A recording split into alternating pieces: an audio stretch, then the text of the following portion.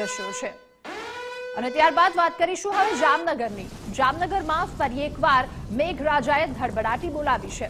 ધોધમાર વરસાદની સાથે ફરી એકવાર રસ્તાઓ પર પાણી ભરાયા।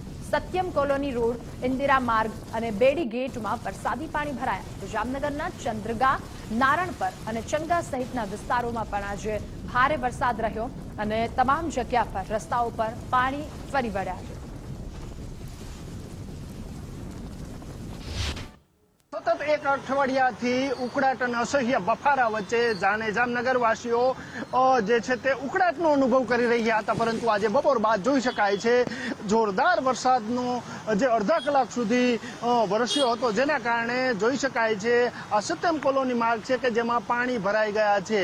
આ સત્યમ કોલોની એક નહીં પરંતુ જે છે દિગ્જામ સર્કલ છે, ઓસવાડ કોલોનીના રોડ છે અને જે હરિયા કોલેજ આસપાસના વિસ્તારો છે ત્યાં પણ આ જ રીતના પાણી ભરાયા છે।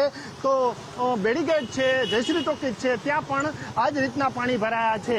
ગ્રામ્ય વિસ્તારમાં એટલે કે જામનગર તાલુકાના ગ્રામ્ય વિસ્તારમાં ચંદ્રગા હોય, નારણપર હોય, આમરા હોય વગેરેમાં ધોધમાર વરસાદ વરસ્યો છે। જાણે કે વાવણી કરી લીધા બાદ કાચું સોનું વરસ્યું હોય તેવો આ વરસાદ જે છે ગુણકારી નીવડવાનો છે।